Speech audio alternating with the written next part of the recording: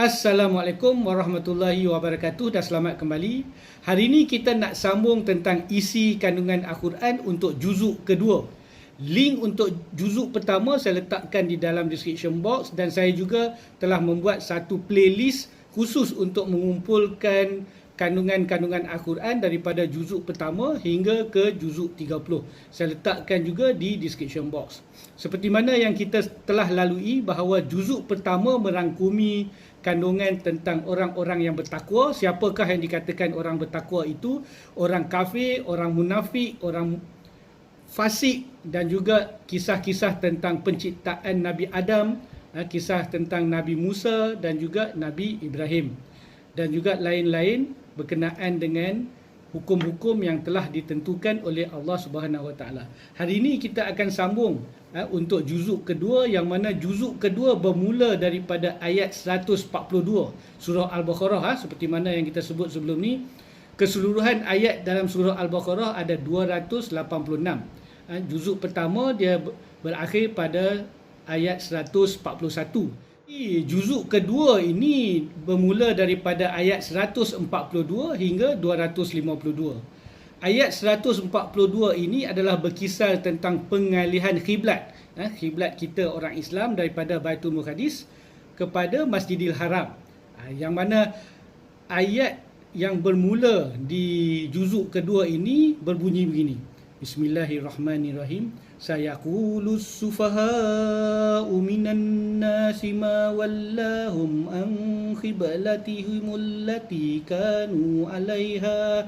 Yang mana mengatakan bahawa orang-orang yang kurang berakal, maksud dia orang-orang yang bodoh di antara manusia akan berkata, apakah yang telah memalingkan kita orang Muslim kiblat daripada Baitul Muqaddis kepada Masjidil Haram. Maksud dia nak memberitahu apabila pengalihan itu berlaku, ramailah orang-orang yang dikatakan sebagai orang-orang bodoh ini mempersoalkan kenapa nak mengalih pula kiblat. Kemudian Allah menjawab bahawa milik Allah timur dan barat dan terpulang kepada Allah lah, kepada siapa yang hendak dia berikan. Kemudian disambung, Allah memberitahu umat Islam adalah umat yang adil, umat pertengahan. Kisah perubahan kiblat ini diterangkan dengan lebih lanjut di dalam juzuk kedua ini. Dan ayat ke-145 mengatakan bahawa orang ahli kiblat ni tak akan ikut Rasulullah SAW walau diberi semua ayat-ayat keterangan. Jadi dah diberitahulah bahawa memang tak akan ikut Rasulullah SAW. Ayat 146, 147 menerangkan bahawa orang-orang yang diberi kitab ini kenal Rasulullah SAW seperti kenal anak mereka sendiri. Jadi kemudian diterangkan bahawa bagaimana berlumba-lumbalah untuk berbuat kebaikan di mana sahaja kamu berada. Rasul di kalangan kamu untuk ajar apa yang tidak kamu ketahui. Ini memberitahu bahawa Rasulullah SAW akan mengajar apa yang tidak kita ketahui. Kemudian Allah menerangkan bahawa ingatlah pada Allah, maka Allah akan ingat pada kita. Bersyukur dan mohonlah pertolongan hanya kepada Allah Subhanahu Wa Taala.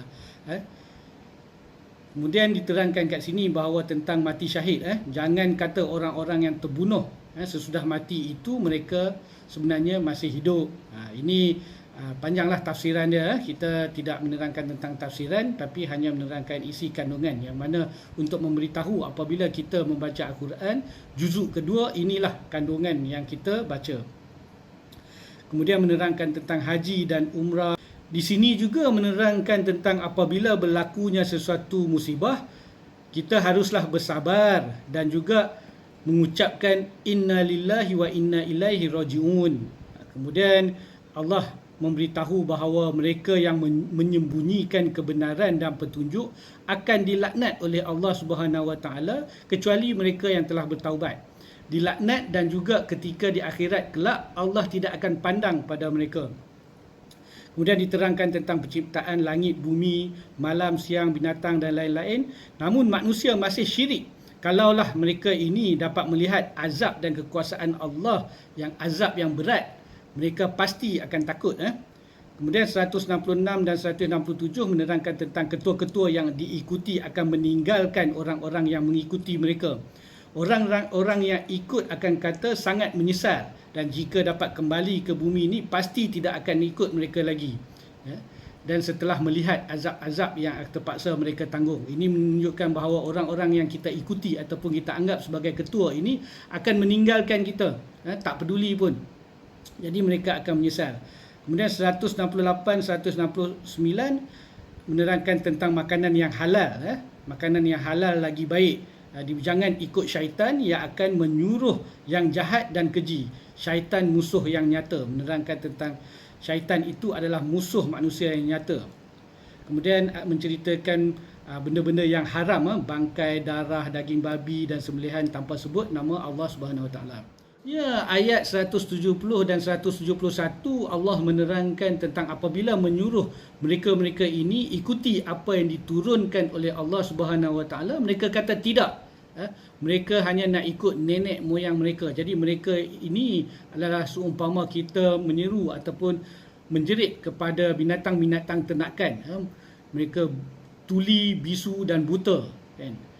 Jadi mereka ini apabila seolah-olah membeli kesesatan dengan petunjuk dan membeli siksa dengan pengampunan. Jadi sungguh hairan mereka ini. Allah juga menerangkan tentang kitab Al-Quran adalah kebenaran, dan siapa yang berselisih tentang Al-Quran ini akan melalui perpecahan yang jauh. Jadi seterusnya Allah menerangkan tentang maksud kebaikan dan iman. Ada rukun iman di sini. Seterusnya Allah memberitahu bahawa orang yang beriman wajib melakukan qisas, kan? Maksud dia hukum bunuh dibalas dengan bunuh juga, dan seterusnya. Kemudian berkenaan dengan wajib wasiat. Jadi di sini juga ada Allah memberi pengetahuan bahawa kita wajib membuat wasiat. Kemudian ayat 183, 184 tentang wajib puasa dan menerangkan tentang syarat-syarat puasa serta fidyah. Kemudian Allah meneruskan tentang bulan Ramadan. Diturunkan Al-Quran sebagai petunjuk, penjelasan dan berbeza antara yang benar dan yang salah. Jadi kita hendaklah berpuasa dan beramal soleh. Jadi seterusnya Allah memberitahu bahawa jika hamba-Ku bertanya tentang Aku, bertanya tentang Allah, Aku berada dekat dan kabulkan doa. Kan? Allah menerangkan bahawa apabila tanya tentang Allah, Allah ada dekat dan akan mengabulkan segala doa. Dihalalkan menggauli isteri malam Ramadan. Jadi ini menerangkan tentang waktu berbuka, waktu sahur dan apa yang dibolehkan selepas berbuka. Kemudian ayat 190 hingga 193 tentang perang. Perangilah orang yang memerangimu. Faham ni? Perangilah orang yang memerangimu di jalan Allah. Bunuh mereka, dan Allah juga menerangkan tentang fitnah lebih kejam daripada bunuh. Jika mereka berhenti, kita berhenti. Tiada permusuhan. Jika mereka berhenti tak lawan kita, kita pun berhenti. 195 meminta kita untuk derma harta ke jalan Allah Subhanahu Wa Taala, berbuat baiklah, Allah suka orang yang beramal soleh. 196 hingga 203 menerangkan tentang haji dan umrah, dan cara-cara mengerjakan haji dan umrah, berkenaan dengan dam dan sebagainya, berkenaan dengan padang Arafah dan seterusnya. Kemudian 204 dengan 206 tentang orang munafik. Orang-orang munafik ni kagum dengan kehidupan dunia. Mereka berpaling daripada Rasulullah SAW dan membuat kerosakan. Bila diseru bertakwa pada Allah, mereka makin sombong. Orang-orang munafik. Kemudian namun ada golongan yang sanggup korban diri untuk Islam. Ini bukan orang munafik lah. Mereka sanggup mengorbankan diri untuk Islam. Masuklah ke dalam Islam secara keseluruhan. Allah menyuruh kita masuk ke dalam Islam secara keseluruhan. Dan memberitahu kita bahawa syaitan musuh yang nyata. Dan Allah juga memberitahu dalam surah Al-Baqarah ini ayat 209 hingga 211 ada juga yang tergelincir.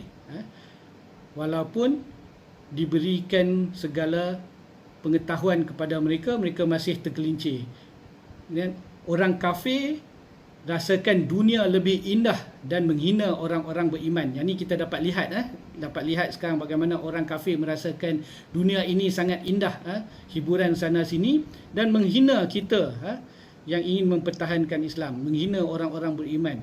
Orang bertakwa kedudukan adalah lebih tinggi rezeki daripada Allah pada sesiapa sahaja. Ini pemberitahuan dalam ayat 212. 213 Allah memberitahu bahawa umat manusia awalnya bersatu, perselisihan hingga ada yang sesat, maka Allah hantar Nabi dan Rasul ni serta kitab untuk peringatan dan jawapan kepada kebenaran-kebenaran. Ayat 214 ni Allah bertanya, adakah kamu fikir akan masuk syurga sebelum datangnya ujian kepadamu? Ujian seperti orang-orang yang terdahulu. Ini memberi tekanan kepada kita lah. Sebelum kita dapat ujian seperti mana orang-orang terdahulu, adakah kita telah berfikir bahawa akan masuk syurga? Kemudian Allah memberitahu kepada siapa harus kita sedekah. Kepada ibu bapa, kaum kerabat, anak yatim, orang miskin dan juga orang musafir. Kemudian seterusnya berkenaan ayat perang lagi, yang mana diwajibkan untuk berperang. Di sinilah ada ayat yang mengatakan bahawa boleh jadi kamu benci tapi baik untuk kamu, boleh jadi kamu suka tapi tidak baik untuk kamu, kan? Sesungguhnya Allah yang lebih mengetahui.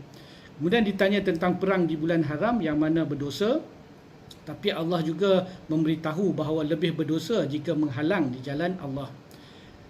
Kemudian Allah juga memberitahu tentang bagaimana orang-orang kafir ini tak akan berhenti hingga orang-orang Islam murtad. Jika murtad, mati, hilanglah segala amalan dan akan masuk ke neraka. Sebenarnya Allah telah beritahu bahawa orang kafir tak akan berhenti sehingga orang Islam semua murtad.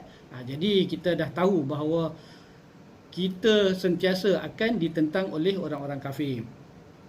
Kemudian memberitahu tentang kamar mabuk, judi, ada dosa besar, ada manfaat, tapi dosa lebih lagi. Kemudian 220 tentang dunia dan akhirat, ditanya tentang anak yatim, memperbaiki keadaan mereka.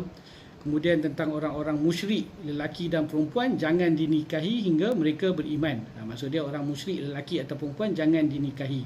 Dah diletakkan di dalam surah Al-Baqarah ini. Kemudian tentang perempuan lah, haid, dan kemudian tentang isteri, kemudian tentang jangan menggunakan nama Allah untuk sumpah, yang mana lakukanlah kebaikan. Dan diteruskan Allah tidak menghukum pada sumpah yang tak sengaja, Allah hukum berdasarkan kepada niat.